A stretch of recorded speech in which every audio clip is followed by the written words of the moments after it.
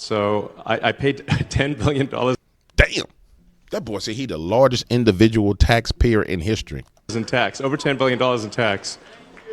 You're welcome. Like I sort of thought maybe the IRS would send me like a little trophy or something. That boy said he paid $10 billion in taxes. And people laying up here talking about he taking all tax information. He getting all so the man pays a small country's GDP in taxes. And y'all worrying about him getting your so think about what the Democrats telling people. He gonna get your social security number and he gonna get your info. What the hell he gonna do with your information with your broke behind? You better hope he get your social security number and your bank account information and give you some money. Elon, you can have my information. Make a deposit for me, Elon. Give me a deposit. Hold on one second. We about to get to the bottom of this, ladies and gentlemen. This don't make no sense whatsoever. Welcome to the Dark Waters channel, where we explore mysteries, figure out the truth, dive into politics, and anything else you want to know about. That's what we doing over here, baby. Let's go. Ladies and gentlemen, the one and only James Williams, Dark Waters, and I'm back, and we are getting into our nightly news segment. Let me let the computer catch up. There we go. It's got me doing Mad Max headrome around here. And man, it's a lot popping off. It's a whole lot popping off. And the first thing I want to start with, ladies and gentlemen, is do you guys remember when Joe Biden was president a couple of months ago? There was a certain level of respect that the reporters had for Sleepy Joe, even though Sleepy Joe didn't deserve that certain level of respect, because it was the office of the president of the United States. One of the things that has gotten on my everlasting nerve is the disrespect that the media has shown for Donald Trump when he's in the office of the president of the United States of America. And so today he checked Katie Collins, who, by the way, is one of those chicks that was doing the debates, that was doing rigged debates. And I think this is something that he should do more and more. If you understand, which we do, that the mainstream media is dead, I mean, it's literally a dinosaur media, and there's nothing that can be done about it. Nothing can be done to bring it back. Nothing can be done to fix it. Nothing can be done to help it. Then you get to the point to where you realize, hold on, man. Y'all got to stop being so disrespectful, because your relevance is nothing. In fact, the only reason right now, while they're relevant as a whole, is because the Google's algorithm gives them more weight. Outside of that algorithm giving them weight, they are dead. In the minute that Donald Trump sits down with Sundar Pichai of Google and gets the proper threats presented in front of him, and he makes changes to the algorithm, that you will see the mainstream media views drops, because they don't drive the narrative. They're not driving the narrative right now. Literally, they're piggybacking on things that we're saying and things that we're calling out. But I want to take a listen to this exchange between, I want us all to take a listen to this exchange between Donald Trump and Caitlin Collins. It's President Biden's fault, not President Putin. I mean, he's the one. I think Biden is incompetent, and I think when he said that they could join NATO, I thought that was a very stupid thing to say. I thought when he said, well, it depends if it's a minor incursion. In other words, it's okay if Russia does a minor incursion. I thought that was a very foolish thing to say. The other thing that got it started was how badly Milley and these stupid people, bad generals, how badly they did with Afghanistan. I was going to pull out, but we were pulling out with dignity and strength, and we were going to take our equipment with us and everything else. What they're doing is what they did with that. I think Putin looked at that mess and he said, wow, this is a great time, I'm going to go in. But what the Americans said, I'm not blaming Americans, but I will say what they said had a big influence on his deciding to go in. It's President Biden's fault, not President Putin. I mean, he's the one. I think Biden is incompetent, and I think when he said that they could join NATO, I thought that was a very stupid thing to say. I thought when he said, well, it depends if it's a minor.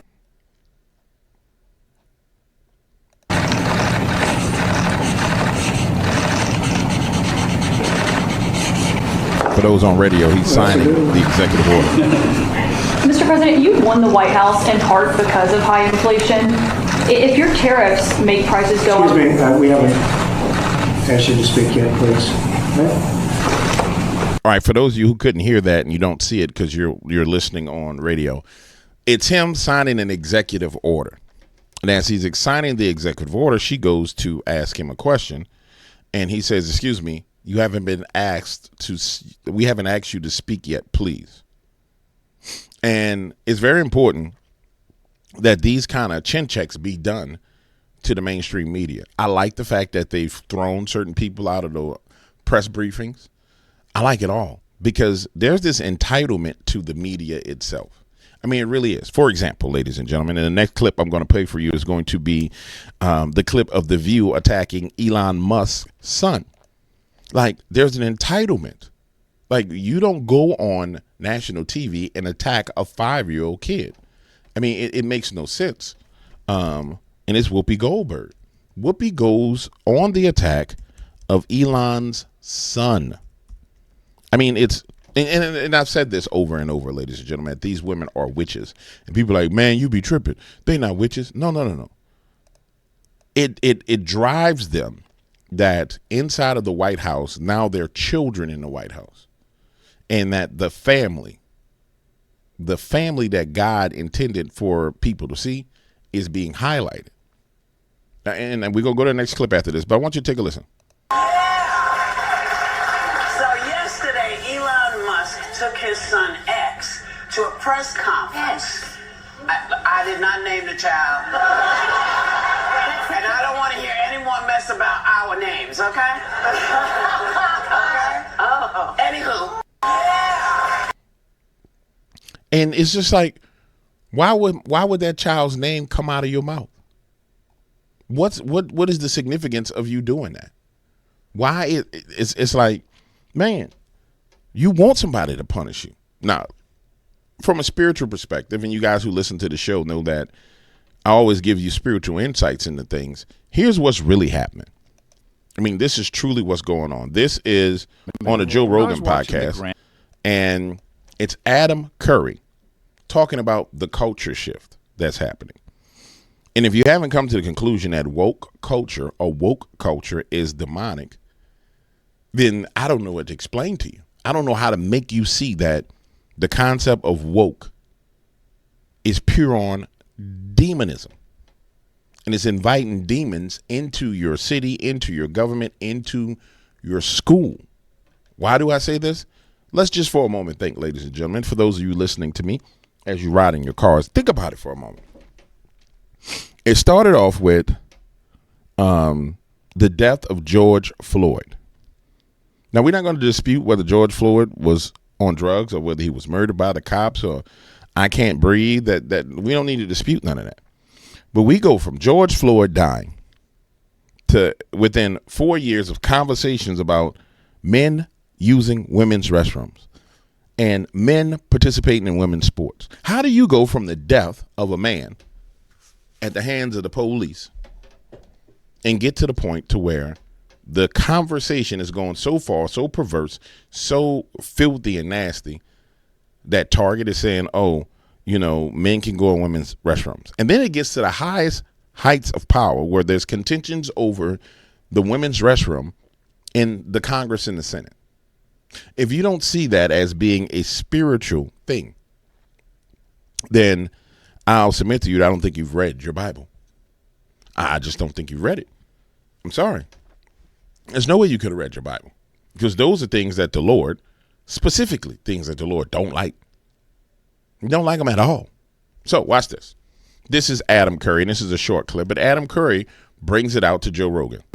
I was watching the Grammys, and I don't really. Why? What's wrong with you? I know. Well, I usually watch for the Satan segment. I would say, "Oh, okay, there it is. There's the Illuminati. There's There's always one. There's the. They didn't have one. That's crazy. They had beautiful women Maybe in nice because dresses Trump and is everything. president. They're a little nervous. No. Presidents are important for the culture. It's very important for the Satan But people. They're in trouble. Yeah, you they're don't in have trouble. like a God Jesus is fear, making a yeah. comeback, man. You No, can't- they're in trouble you gotta there. hide now. Go back into the And- basement of Comet Pizza. And Place that doesn't have a basement, by the way. we're reliably informed. I was And they're jokingly saying this, but let's just keep it real. For those of you who ever read the Book of Kings in the Bible, you notice that every time high places were erected to other gods that God himself would punish them. Famine, blockades, wars, pillaging, destruction. It's all right there in the Book of Kings. And if you read it, it's all laid out right there in front of you. It was all out destruction that would happen. But when you look at the high places that were around, they were doing very particular things. It was sacrifices of certain people of certain ages, and there was a form of prostitution that was going on. That was a huge problem. And what we see in government right now, and I don't think people will admit this to you, is that as Donald Trump and Elon Musk run through all the federal departments of government, cutting out the money that they spend on these perversions, they're literally taking over those high places. They're literally taking over those high places. Spiritual high places. U.S. aid. Come on, man. U.S. aid was where they launched all kinds of crazy stuff. U.S. aid was how they exported those same perversions all around the world. There's African countries and nations where they would stand up and say, well, the United States of America wants us to accept this into our nation in exchange for getting money. We chose to do business with China because China didn't force any of that upon us. We were exporting wickedness with the U.S. dollar.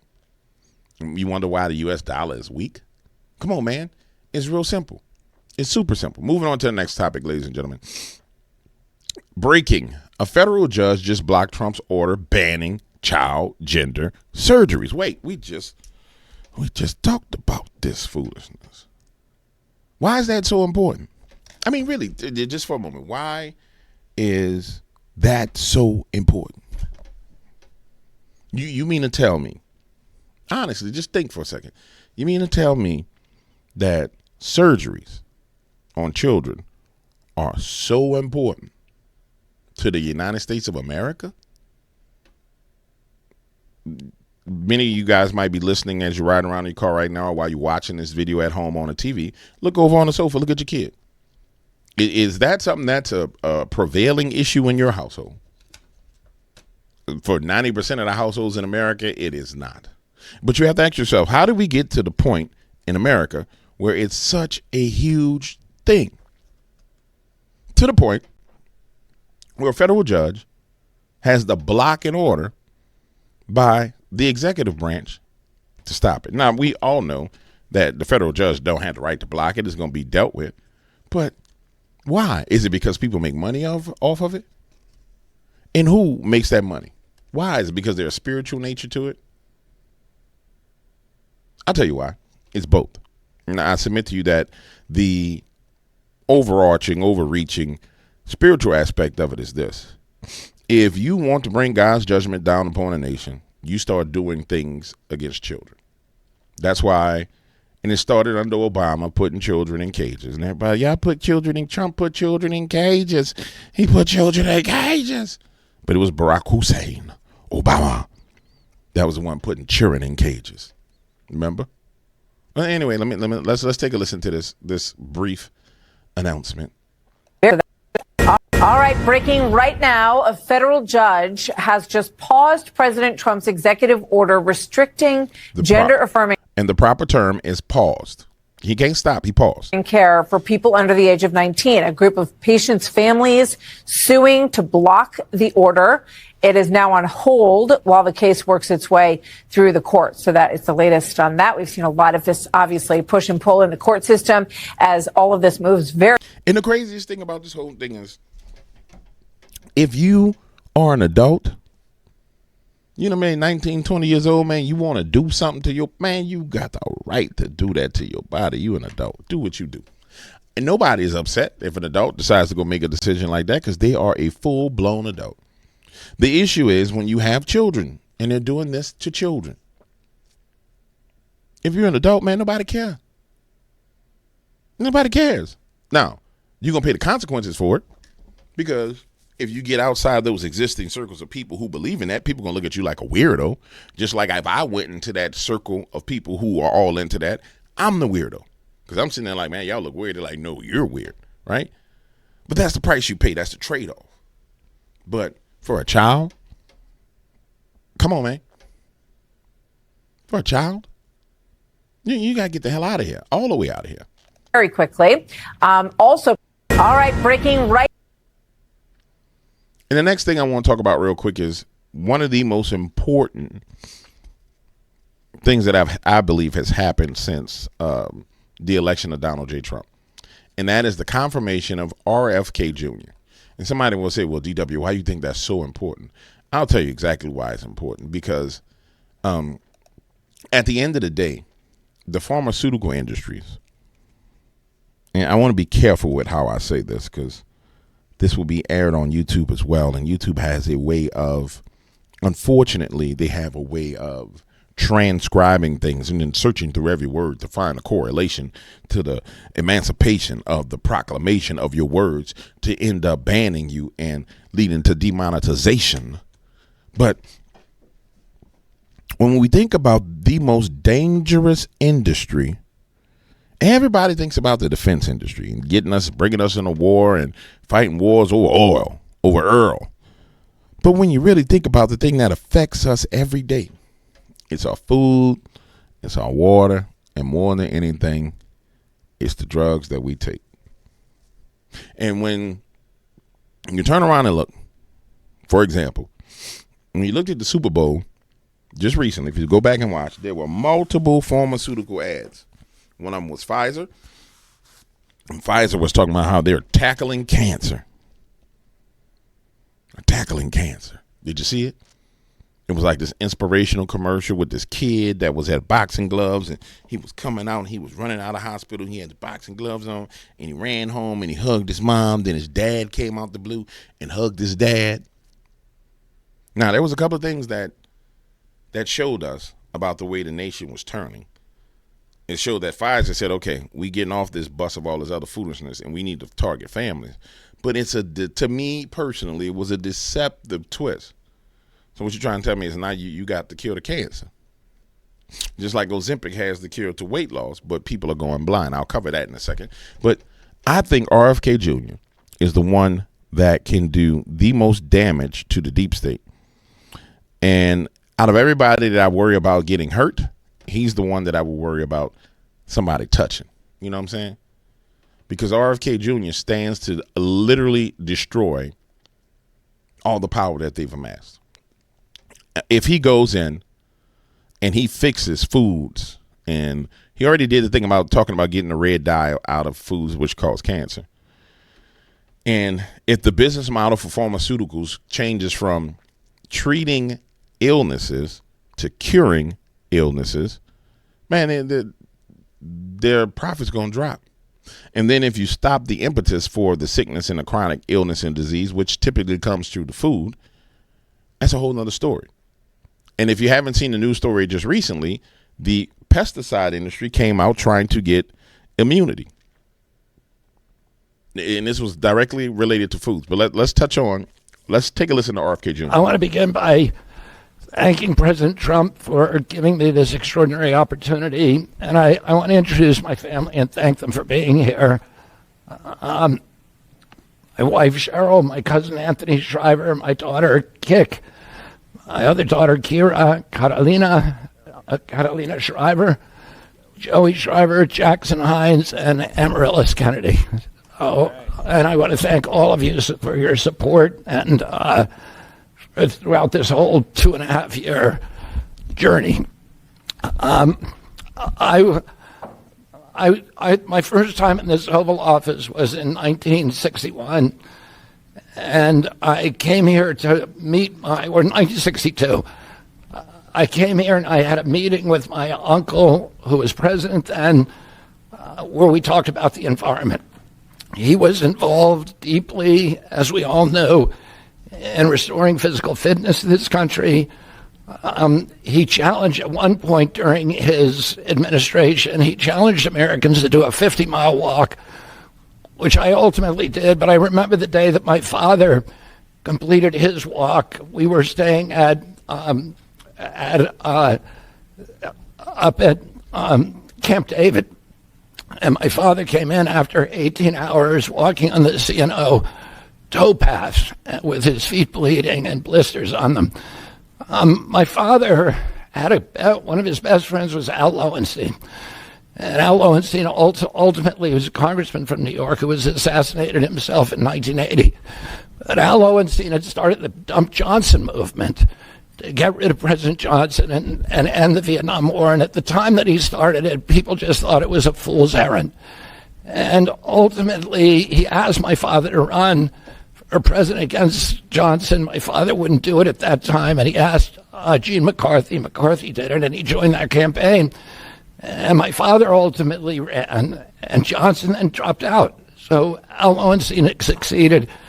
And although Al Lowenstein was on the other side now, running against my father with Gene McCarthy, my father wrote him a note, a quote from Emerson, where he said, if a single man plant himself firmly on his own ideal and there abide, the whole wide world will come round to him. For 20 years, I've gotten up every morning on my knees and prayed that God would put me in a position where I can end the childhood chronic disease epidemic in this country. On August 23rd of last year, God sent me President Trump. And And I'm going to pause right here, ladies and gentlemen. I want you to understand something. Go back over the past 4 years in the Biden administration. Now, you guys have actually listened to what was said in the Biden administration. The average person does not listen. So I'm not talking to the average individual who catches a soundbite here or a soundbite there or turns on CNN or turns on MSNBC. I'm talking to ladies and gentlemen, boys and girls, the dogs and cats in the room, who actually listen to what words come out of people's mouth in administrations. Do you recall at any point in time the Secretary of Health and Human Services under Joe Biden? I don't know if y'all remember what the Health and Human Services Secretary looked like, saying anything about praying to God. Next question. Do you even think that the Secretary of Health and Human Services prayed to God? You have a Secretary of Health and Human Services saying, man, I got on my knees every day, every morning, praying that God would give me an opportunity to deal with the childhood chronic disease epidemic. And you wonder why everybody losing their mind? And for those of you who stumble upon this video or the podcast and you're like, man, I think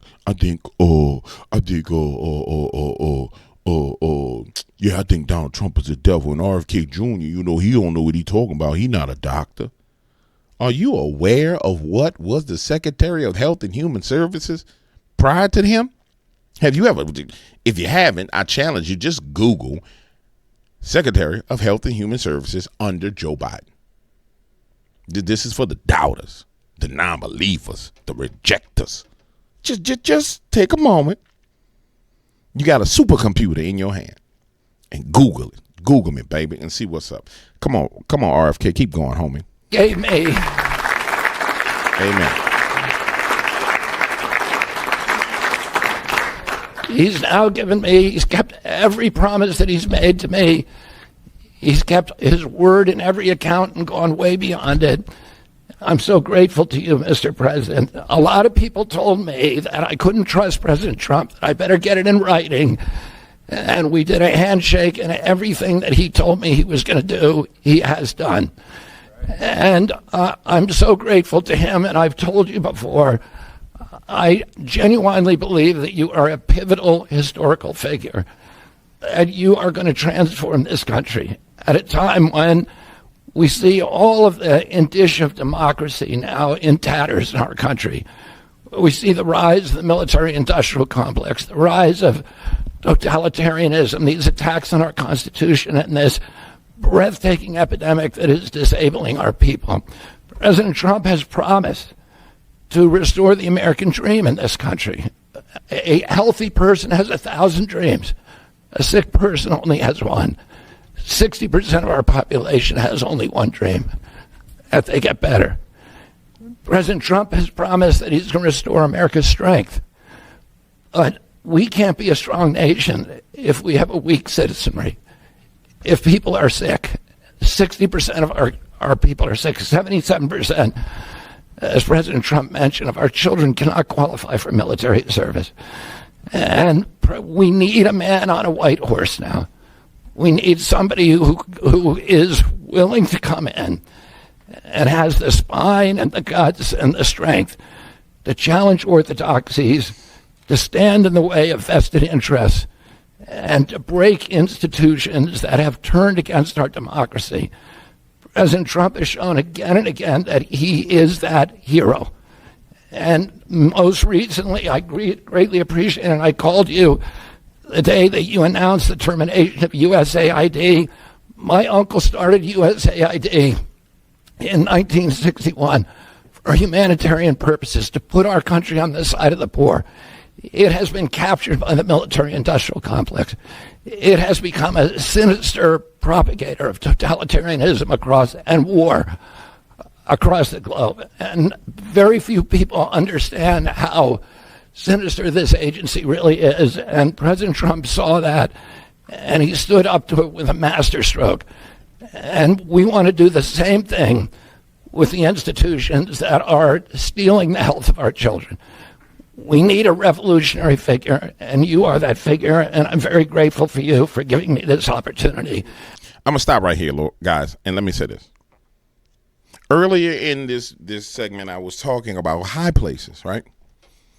And if you would just for a moment, close your eyes. I'm serious. If you're listening, if you're driving, don't close your eyes.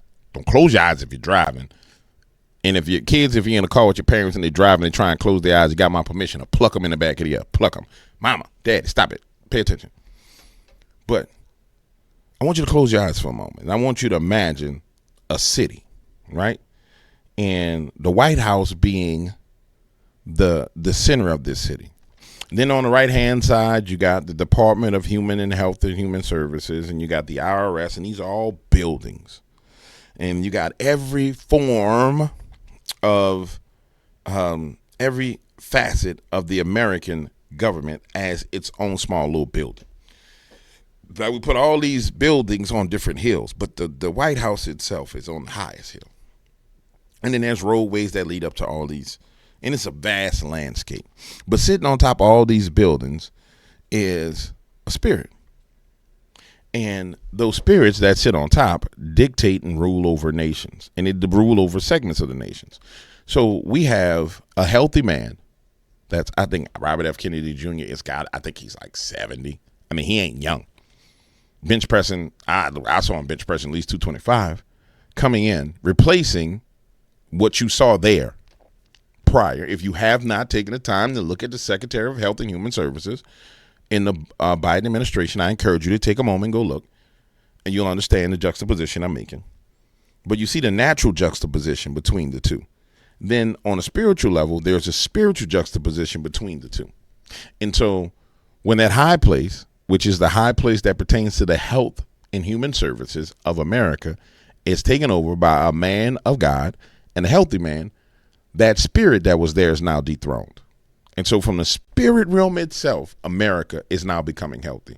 The next thing that has to happen is that in the natural realm, the health has to be executed, and he's not going to fail because it's been dealt with.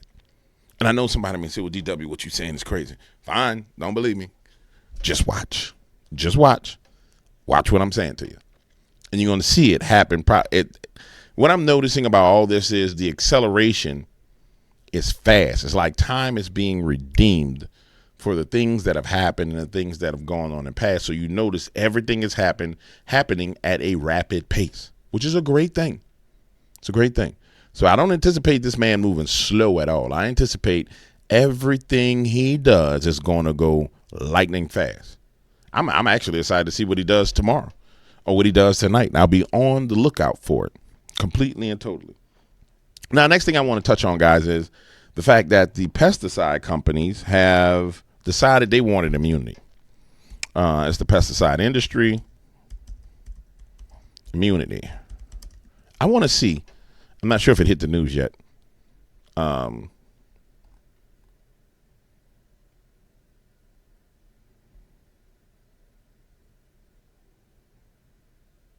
I remember it was going on in a smaller, I don't know if it got to Congress, but it was going on in a smaller city. Let's go with this. Fact number 1.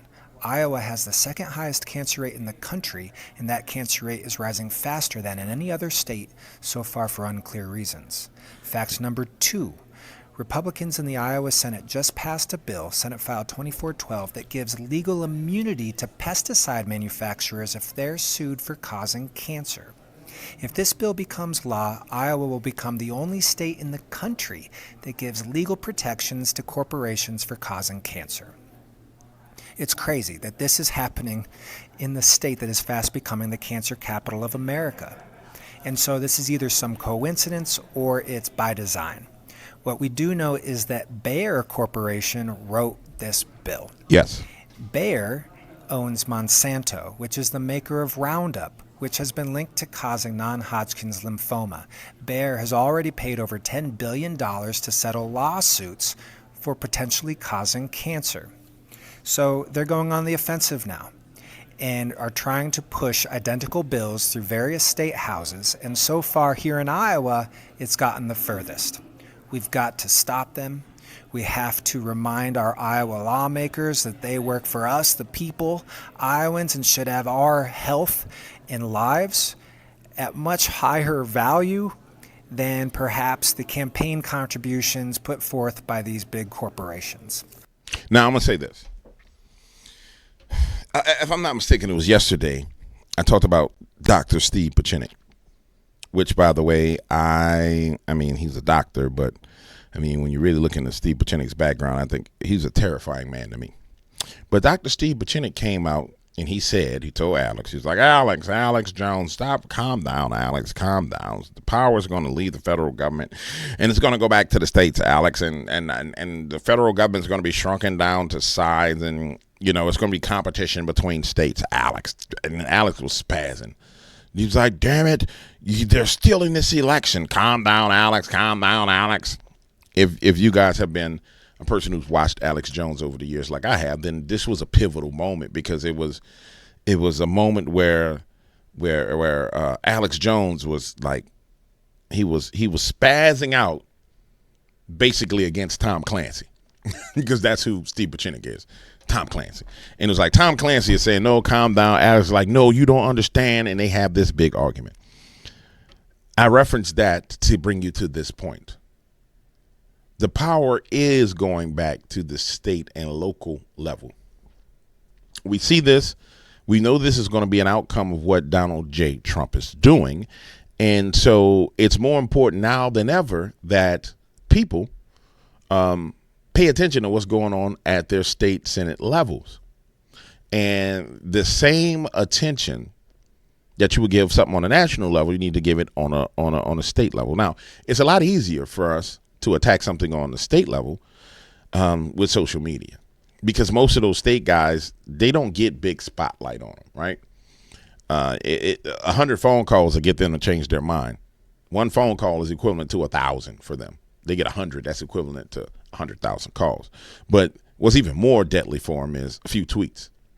I mean, I think I don't have a lot of people following me. I think I got maybe 500 people following me. I used to have like 10,000 before I left I left Twitter because they were tripping, came back under this account. So I lost all those people and I deleted that old account. But the point I'm making to you right now is this: you have more power with that phone in your hand to influence these things than you'll ever understand. And if you have a mind on you that knows how to use programming and other things, you can do some things that'll really drive them up a wall. And we're at that point to where, as power is consolidated to the state level, the responsibility is going to be for you to pay attention to what's going on in your state. So you need to get ahead of that now and start paying attention to what's going on the state level. The problem is these corporations are ahead and they know what's happening. So they're fighting the next war while we're watching the victory of the old war, right? So we're watching the victories going on, and they've launched attacks on the state level. And so if we don't pay attention to what's going on the state level in your state, whether it be Louisiana, Iowa, Texas, Florida, then you're gonna get mollywopped bombed.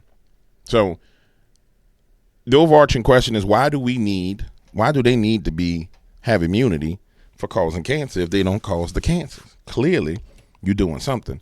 And if the thing that Idaho and Iowa are bread baskets of the United States of America. And so a lot of food is grown in those states.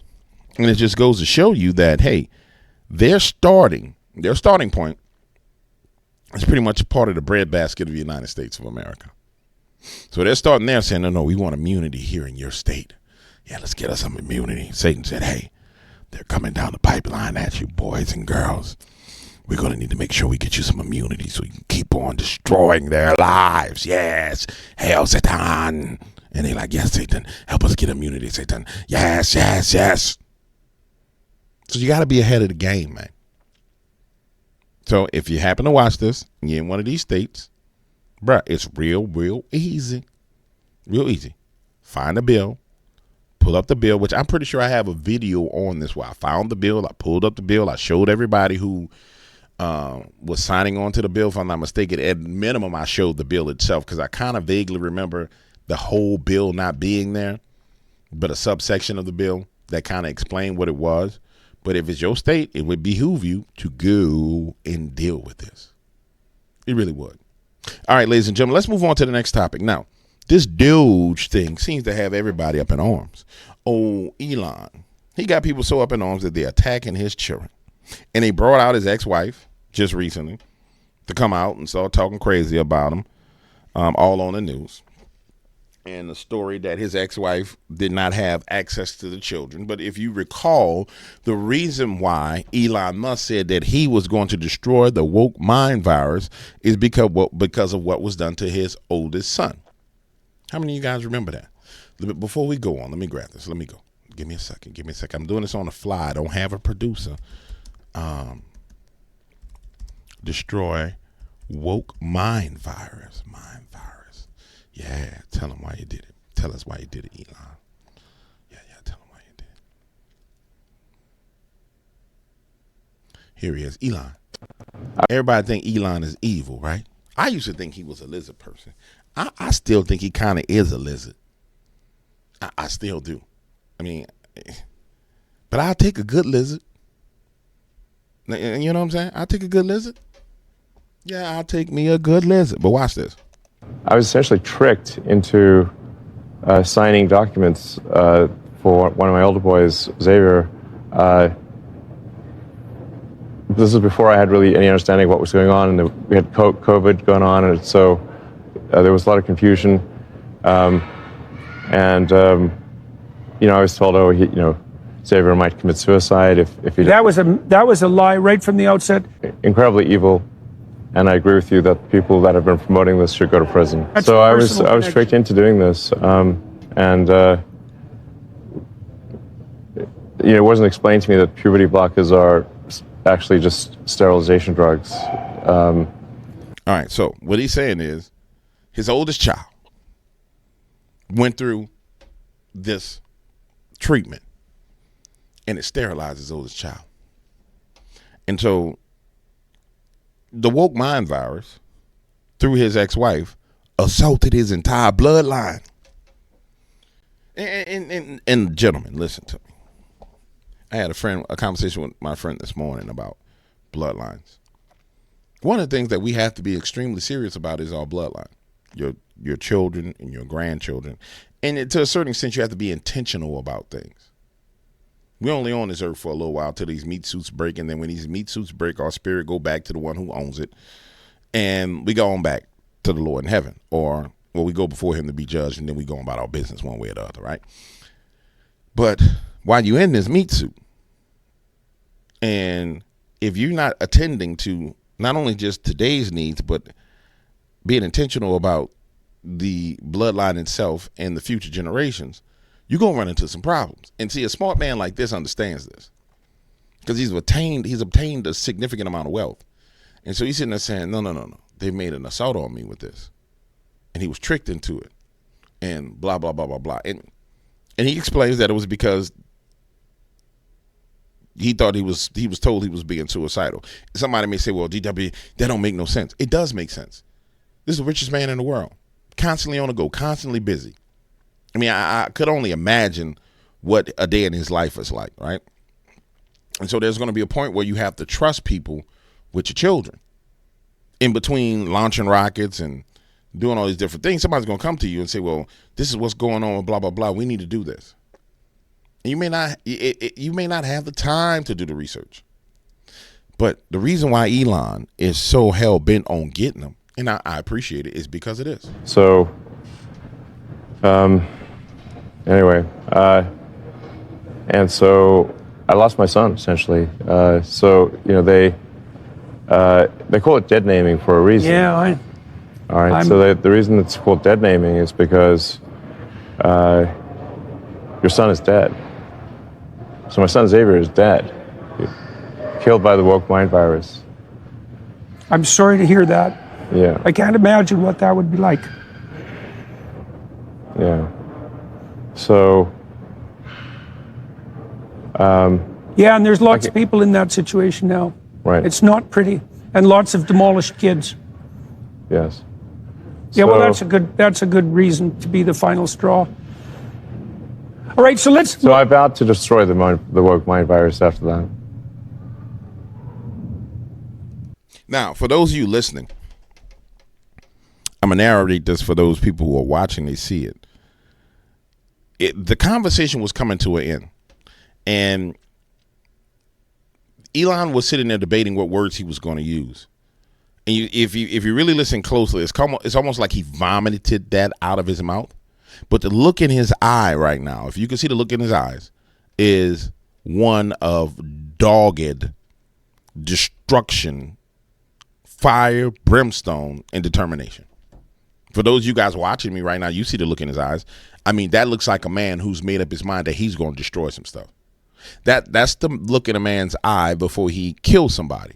But he's thinking about he's coming to the conclusion that he's going to destroy a system. Not a person, but a system. And look at him. Look at it. That's a man who said he was going to destroy a system. And I'm not sure when this interview was done. I believe it was in early November 2024. But let's just give it October of 2024. No, that's fine. No, let's go a little bit further. Let's give it August 2024.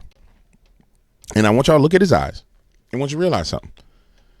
We're in February, early February, and he has literally obliterated the infrastructure and the financing of the woke mind virus. And what bothers me about people is people say, well, Elon is the devil. Elon is this. Elon is that. What bothers me about it is they say things, but they don't really understand what's being said. They just don't get it. I'm sorry, ladies and gentlemen, I had to take a little break. But the point I'm making to you is this. Elon himself has decided that he's going to destroy them. And he has verifiably been more destructive to the deep state, which are the authors of the woke mind virus, than anybody outside of Donald J. Trump. And this is a personal vendetta. So when I hear people saying, oh, Elon is the devil and he's wicked. No, man. No, that's not how it works. That's not how it works. See, only a fool looks at a man's actions and see him do irreparable damage to a structure, to your enemy, and then says he's your enemy. Only a fool watches a man literally walk over and cut off the head of Goliath and says that he's with the Philistines. That's insane. He done went and cut off Goliath's head, his brother's head, his cousin's head. David got 5 smooth stones. He done chopped off all the giants' heads. And he's still chopping to this moment. And so, I mean, is he a lizard? I don't know. But he my lizard. And I'm happy with saying that. Because I know what I'm looking at. And that look in his eye, I know that look. I know that's a look that, no, you're going to learn today. Yes, ladies and gentlemen, you're going to learn today. Now, the next thing that's rolled out is staying on Elon Musk. Elon has decided he's going to audit the IRS.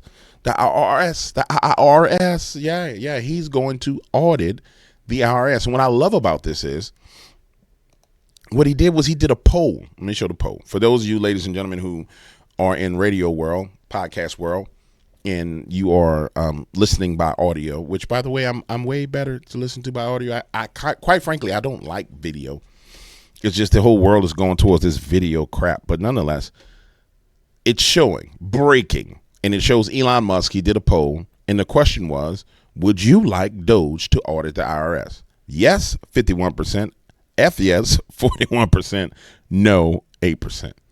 So overwhelmingly, people wanted him to audit the IRS. And I think the American people want the IRS audited because all the times they have audited us, ladies and gentlemen. And here's Donald Trump talking about it. Doge workers arrived today, Gavin Clagger and others arrived today at the IRS. Do you expect to close the IRS, or what are you expecting? No, I don't expect it, but I think that the Internal Revenue Service will be looked at like everybody else. Just about everybody's going to be looked at. So it's they're doing a hell of a job. It's an amazing job they're doing.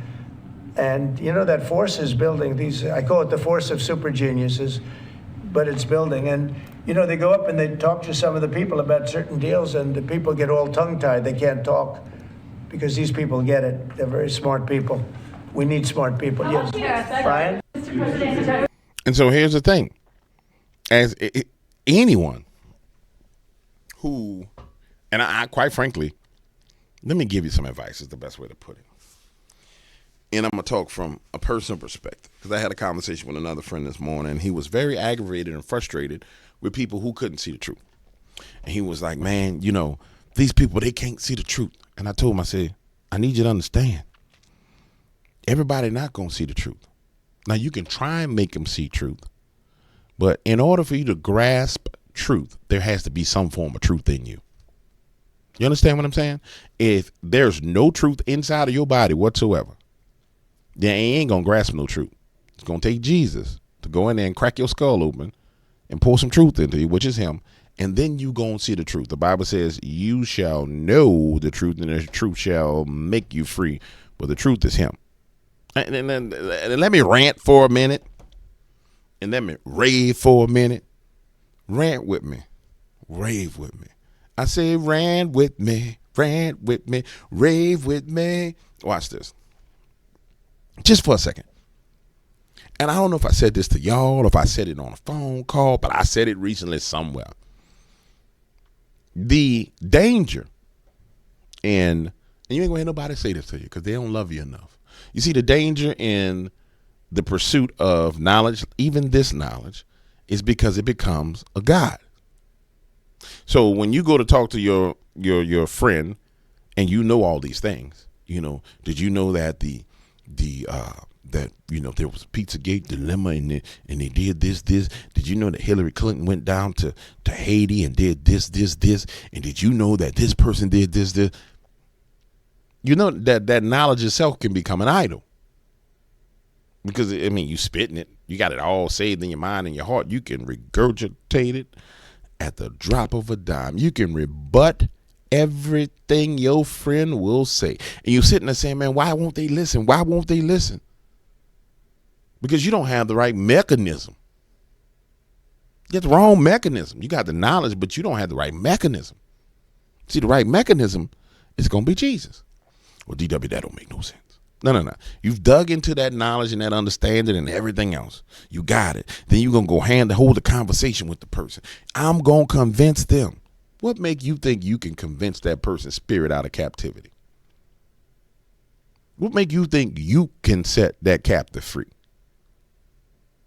You mean you want the one to set the captives free? You got to partner with the one who was sent. You just got to partner with the one who was made manifest to destroy the works of the devil. He came to set the captives free. He who the Son sets free is free indeed. So when I start talking to people who are extremely liberal, and I have an intentional conversation, the first thing I do is I say, Lord, before I hold this conversation with this clown, and I talk to him just like, before I hold this conversation with this clown, Lord, do you want me to even hold this conversation? Or are you holding this person in dishonor to where their ears are sealed? And Lord, if you want this person freed and you want to use my tongue to free this person, Lord, I ask that you circumcise their ears and let them hear me. Then I had the conversation. And then they'll sit there and you'll see them like doing like this. Blah, blah, blah, blah, truth. Blah, blah, blah. And then it'll break through. Not before the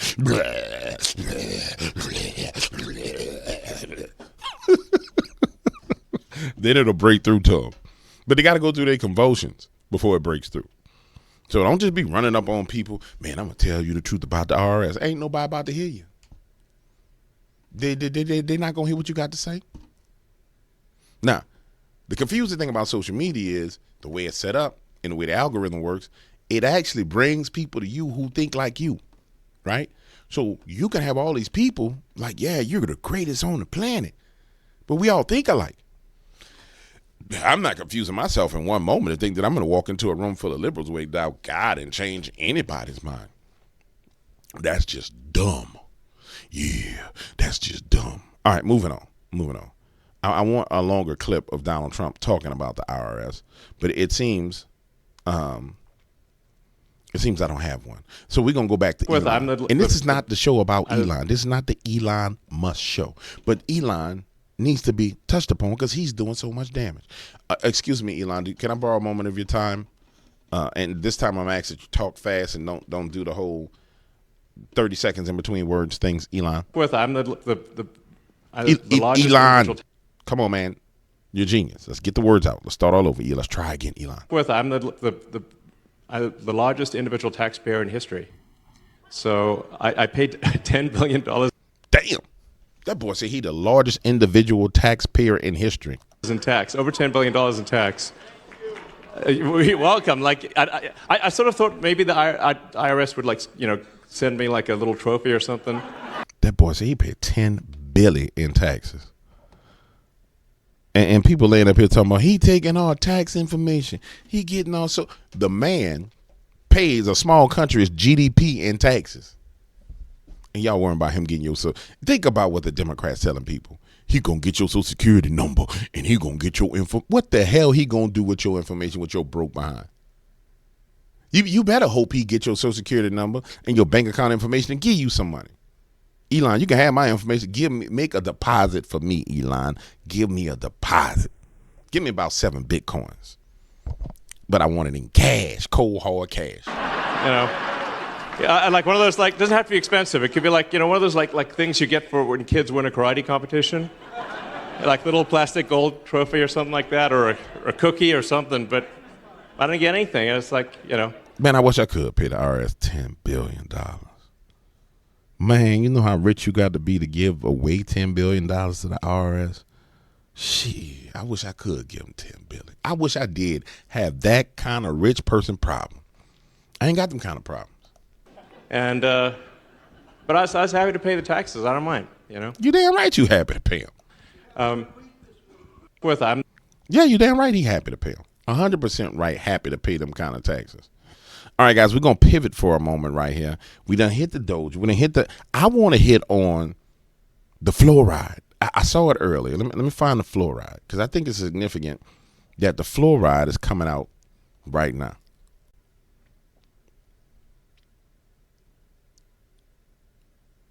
Wait. Hold on. Eric Adams allows ICE to function on Rikers Island. Holy crap. Now, you guys know Eric Adams just recently had the charges dropped on him. And it was big news. And it's amazing because it was big news, but it wasn't big news that hit mainstream media. But let me see something. Eric Adams. Hold on. Eric Adams. ADAMS. Yeah. Let me see what they say about old Eric. All we got is photos. This is perfect. Bill O'Reilly. Now, I'm going to say something to y'all. And I'm a snitch. Yeah, I'm snitching.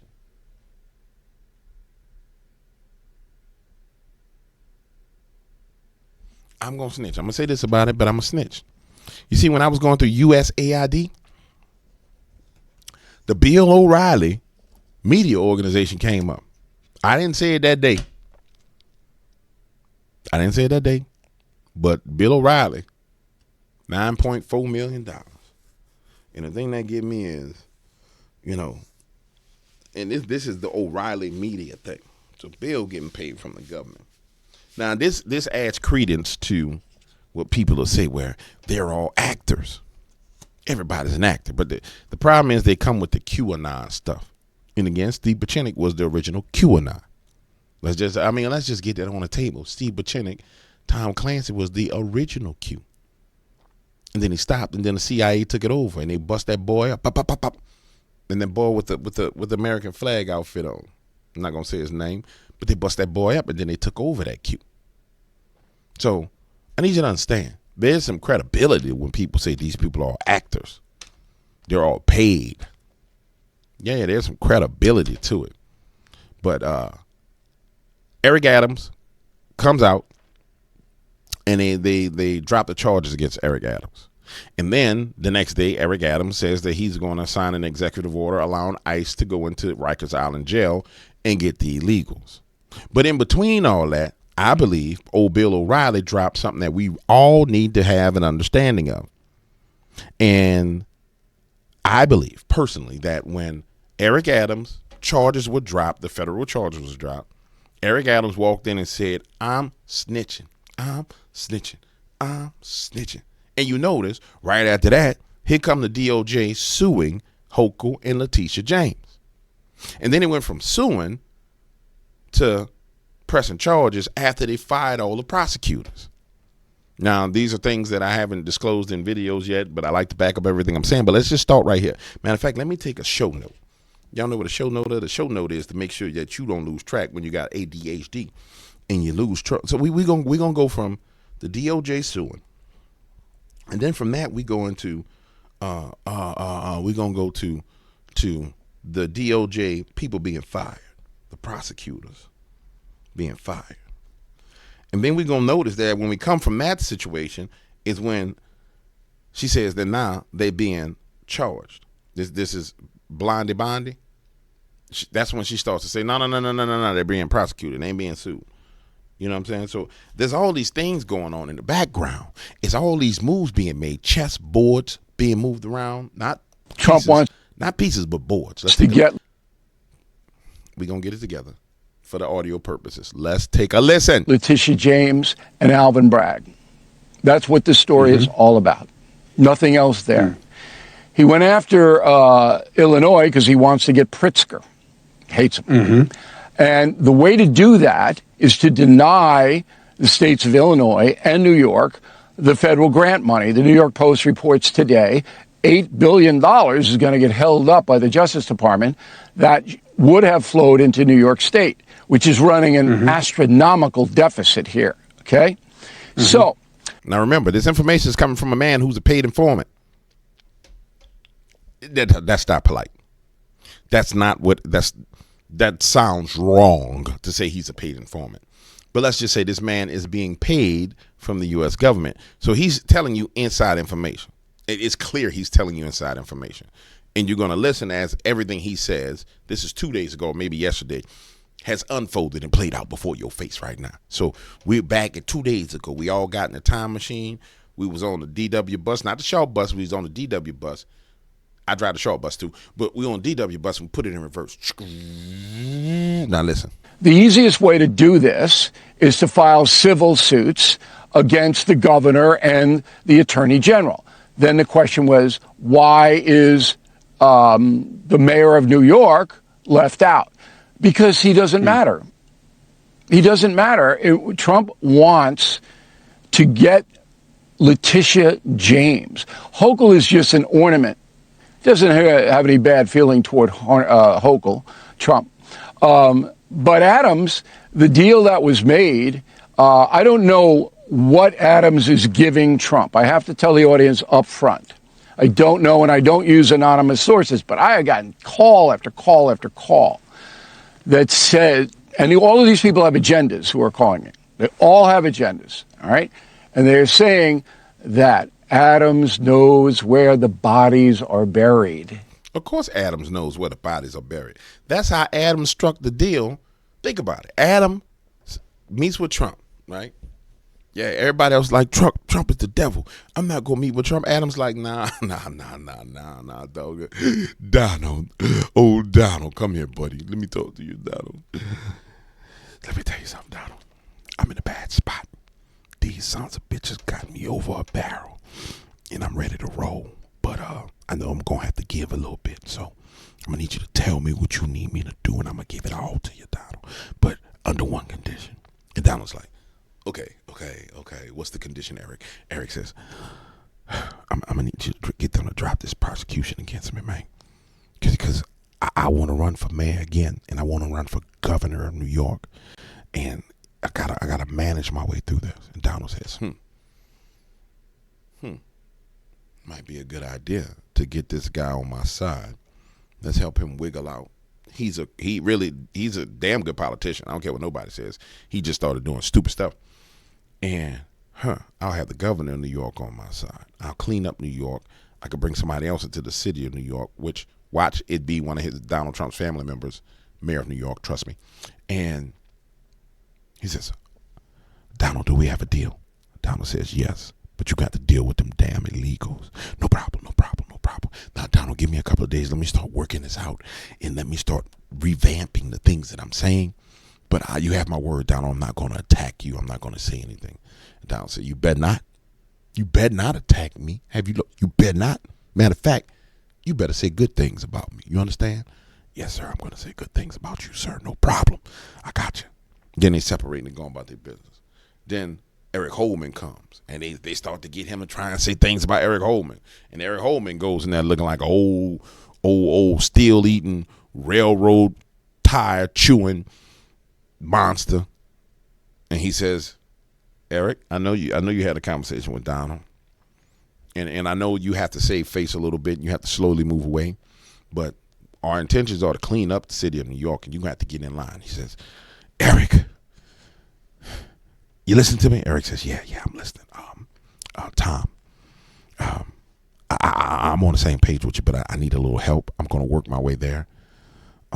Give me a few days. Give me about a week or 2 or 3 weeks to just let some of the fire die down, you know, and then we'll do it. And so we get to this point where they got a deal. We get to this point with James and Bragg.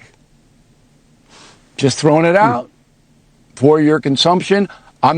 I'm sorry. I should have let him talk in one sentence. Hold on. Say that again, snitch. Adams, the deal that was made, I don't know what Adams is giving Trump. I have to tell the audience up front. I don't know, and I don't use anonymous sources, but I have gotten call after call after call that said, and all of these people have agendas who are calling it. They all have agendas, all right? And they're saying that Adams knows where the bodies are buried with James and Bragg. Just throwing it out for your consumption. I'm not reporting it to be true, but it kind of makes sense, right? Well, it's kind of weird that, like, you can say he has no power, but he's in charge of the city. And when they went after Pritzker in Illinois, they named Chicago and they went after mayor. Yeah, I'm just saying, you know, if you're going after the city of Chicago, you name the mayor. No, Johnson and Adams have no power whatsoever. None. They do what they're told to do. The real power lies in the state legislature. Now, in both Illinois and New York, the state legislature gives the big middle finger to Homeland Security. Says blank you. Maybe Anderson Cooper could articulate it a little more than I am by using some vernacular. But that's what's happening. And the Trump administration knows that these mayors, this is like the utility infielder on the New York Yankees who plays maybe 3 innings a week. These guys have no power. They do what they're told to do. The big power is Newsom in California. Newsom's next. Hey, Gavin, they're coming for you. Pritzker's going to get destroyed, and Trump will bring down, and I'm going to predict it here, he will bring down Letitia James and Alvin Bragg because they went on a crusade to destroy him. And President Trump is not a forgiving man. Wow. Well, I mean, honestly, I don't I don't blame him for. I would go and destroy them. In fact, I would go burn down everything around them. I mean, that would just be what it would be. I'm quite known for doing that myself. You pull back, people think they're winning, they've won, and then everything just burns. Everything burns. They're like, why is it so hot? Why is there so much fire? Fire everywhere. Why is there so much fire? Now, one of the things that's happened lately is that they cut off the $80 million that go into FEMA for all the illegals. See, NYC Mayor Eric Adams asked for emergency meeting with Trump after FEMA cut $80 million grant for NYC illegals. His words is, it's unfortunate people in the administration left us with this huge price tag. Yeah. So they got all that. They got all them people that they invited into the city of New York, right? And they figured the government was going to pay for it. You got to understand, man, Eric Adams is in a pinch, man. Yeah, Eric Adams is in a pinch. Looking like Kim. I can't stop loving you, girl. I can't help myself. Matter of fact, y'all don't know who Kim is, huh? Watch this. Let me show you. He looked just like Kim. Kim. I can't stop loving you. This is where I get off track. My wife say this all the time. She's like, you be tripping. You go off track. But that's okay. Because we ain't got to be on track. This ain't CNN. This DWN. We go wherever the hell we won't go. I can't stop loving you, girl. Watch this. We're going to show you. I'm going to show you Kim so you'll know that what I'm saying is true. There it is. Look like a little Section 8 Kim. There it is right there. Look at Kim. Look like a little Section 8 version of Kim. Eric Adams, Kim. Now, if you want to listen to some good love music now, that's some baby making music right there, Kim. I'm telling you right now, you want to make some babies, don't be putting this on if you go unless you trying to make a baby. All right, let me get rid of it. Let me go back. Get back on track. Get back on track. Get off my screen, Whoopi. You ugly. All right, here we go. You sure is ugly. Y'all remember that part? Oh my goodness. Let me stop. They give everyone in our care. There's nothing going to change with that. There's a level of consistency, what we have accomplished, and we're going to continue to do that. But Adams' resolve is already being tested. City Hall confirming that the federal government has now clawed back more than $80 million in FEMA grants the Biden administration awarded the city to house migrants. Does anybody know how a clawback works? I mean, I don't know. So I'm asking in the comments, do you know how a clawback works? Is it like they literally just go into the account and pull the money back? Because that's what it sounds like to me. A clawback sounds like, yeah. We go into your account and we debit that money back out of your account.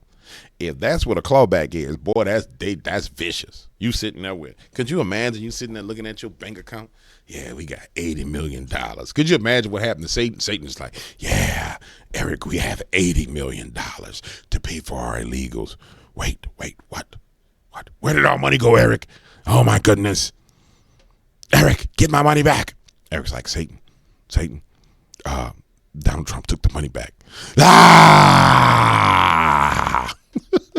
Adams says that they are requesting an emergency meeting with FEMA and are exploring all legal options. We have reached out to the White House. We want to find out exactly what took place. It was unfortunate the previous administration left us with a huge price tag, and we want to sit down and explain how we should believe that the cost of the national issue should not be on the back of that. But immigration is one of the reasons why the Justice Department is asking prosecutors to drop the charges, writing in their memo that Adams' indictment was pulling his focus away from issues like illegal immigration and crime. Coincidentally, Trump's border czar Tom Homan is meeting with Adams in the city on Thursday. But Adams' attorney Alex Spiro insists that Adams never promised anything in order to get these charges dropped. Boy, they playing it. Boy, Eric, I feel sorry for you, Eric. Boy, you get mollywop. Come on, guys, think about it.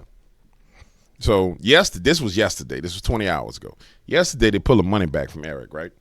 So there had to be some conversation going on with some discussion where it was like, well, we need to get in Rikers Island. And somebody was saying no. Somebody was trying to stand up. And I don't know if it was Eric himself. It wouldn't make sense because Eric already had the charges pulled. It would seem to me that Eric will be on board.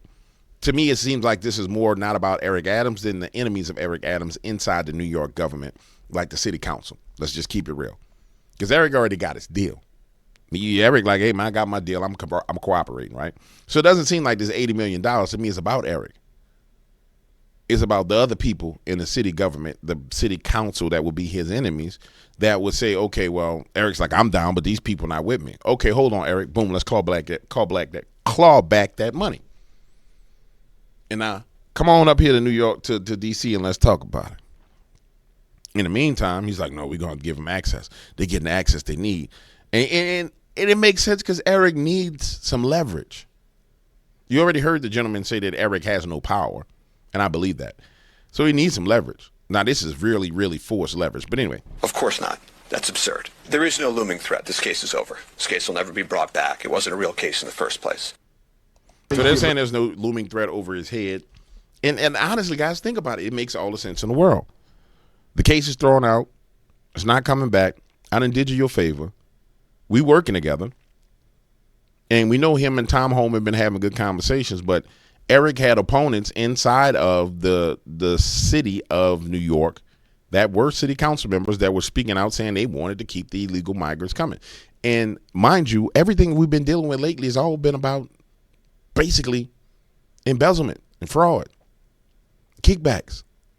So when that $80 million gets cut off, man, that affects everybody that was had their hands in the pie. You know what I'm saying? Think about the hotels that was getting funding, the food vendors that was getting funding. Everybody just got cut off. Everybody. Trump said, I'm giving everybody the business. Everybody. I'm King Kong. I'm putting cases on all you. Remember that? Y'all remember that?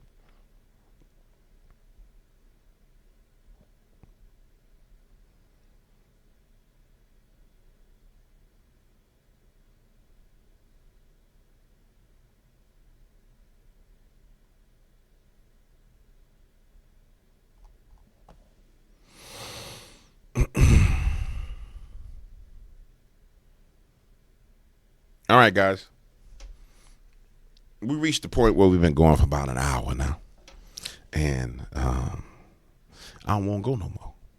Yeah, most podcast people going to tell you and show people going to sit there and say they're going to be nice about it. And they're going to be like, yeah, we wrapped. I don't want to go no more. I'm done. Yeah, I'm done. What I want to do right now is I want to go get me a cigar. I want to put my feet up. I want to smoke it. And I want to be a spectator. I want to spectate on what's going on. I want to see what I'm missing. Because right now I feel like I'm missing important. I need to spectate. So what we're going to do right now is we're going to be back in the morning with another good show. With another damn good show. With another show that you're going to truly enjoy. But we're not going to go past the mark. I feel like we hit the mark. I feel like there's nothing else you and I need to discuss. And I feel like I don't need to take no more of your time. You might be cleaning the house right now. You know what I'm saying? Or you might be changing an oil on your car. No, it's not oil, it's oil. You're changing an oil on your car. Or you might be driving in the rain. You need to pay attention. You know what I'm saying? I feel like we hit a point where we did enough. So I'm going to say this. Enough is enough. Yeah. Enough is enough.